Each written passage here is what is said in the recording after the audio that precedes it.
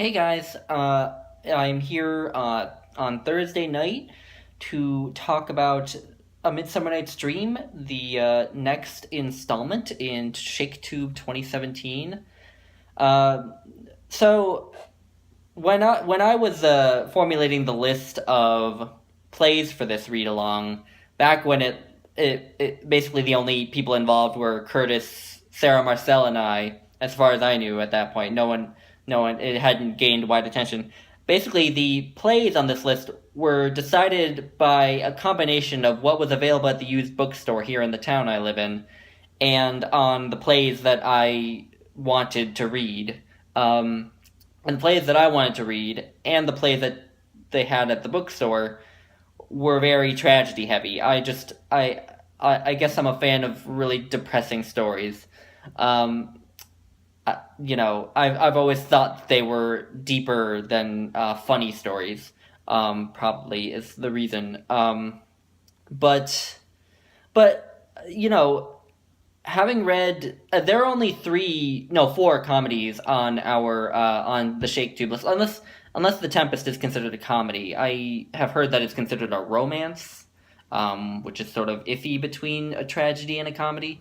Um, but there are only four like comedies. The first was Taming of the Shrew that we read, which was okay. But after having read A Midsummer Night's Dream, I'm really bummed that I didn't pick out more comedies because I ended up really loving this. I don't have that many deep analytical thoughts about it like I try to a lot, which might just be because I'm mentally exhausted because it's been a long week, but also just because I just enjoyed it for itself. It was like reading. It was like a sitcom in written form, I guess, or a romantic comedy, I suppose. It was just, I don't know. I would imagine watching a production and just wanting to laugh and sit back and enjoy it. Without too much college, high school analysis. So yeah, and I mean, I have a few thoughts. I kind of liked how the two main female characters were kind of the centerpiece. At least they were the ones I was paying most attention to, and the two male characters were kind of not necessarily background, but definitely sort of there to serve the story of the two women, which I liked because I think a lot of contemporary romantic comedies tend to emphasize the male experience and be very male centric.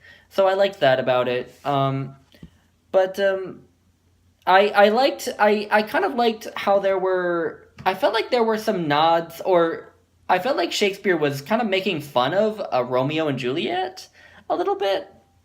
So Bottom, who appropriately has his head turned into that of an ass for some not so subtle wordplay,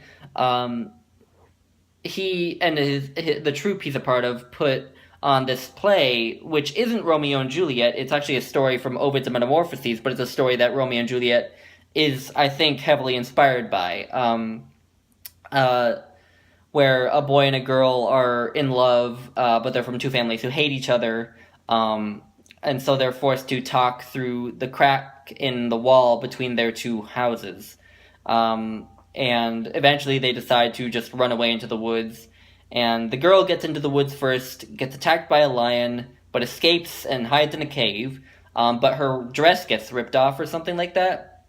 And then the boy comes out into the woods, finds the dress, thinks she's been eaten, and then kills himself, or stabs himself. And as he's dying, the girl comes out of the cave and finds him dying, and then, you can probably see where that's going.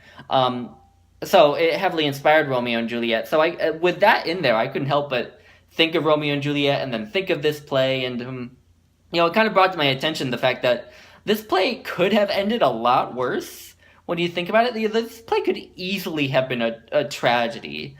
Imagine if Lysander and Demetrius had actually, had some kind of a duel with each other, or had killed each other, or one had killed the other. Even if it was just one of them killing the other, then either Helena or Hermia would have lost the man she loved, And then that whoever killed the other one, the one who died, his family would be up in arms against that other man's family. And or what if Hermia and Helena just hated each other for the rest of their lives or something? Even if Lysander and Demetrius didn't kill each other, what if these two women who were such good friends, as we find out, all their lives, just ended up hating each other? So, like, it all could have ended so terribly, and it didn't. So that's nice. But because it doesn't, we get to enjoy it more. And I do have one little passage I thought I would read. I didn't find there were as many, like, big soliloquies that I was blown away by and was dying to read from this play, like there was in Julius Caesar and Richard III, or Romeo and Juliet. But I did find that the language was very consistently nice throughout it. There just weren't as many of the, like, speeches that blew me away. But I have a little part. It's at the beginning of Act 5 when Theseus is talking about the group before, the Demetrius, Lysander, Helena, and Hermia, and he's kind of making fun of them and comparing them to poets. And so he's also sort of indirectly making fun of poets. Sorry, that was the cat. So he says, "The poet's eye, in a fine frenzy rolling, doth glance from heaven to earth, from earth to heaven, and as imagination bodies forth the forms of things unknown, the poet's pen turns them to shapes, and gives to airy nothing a local habitation and a name. Such tricks hath strong imagination, that if it would but apprehend some joy, it comprehends some bringer of that joy. Or, in the night, imagining some fear, how easy is a bush supposed to bear." So, yeah, I don't know why. I enjoyed that. Maybe Shakespeare making fun of himself a little bit. I don't know. But, so yeah, that's all I have for a Midsummer Night's Dream. Next week, I believe we are doing The Merchant of Venice. I believe it's either that or Much Ado About Nothing. Yeah. Anyway, I'll see you guys next week. Bye.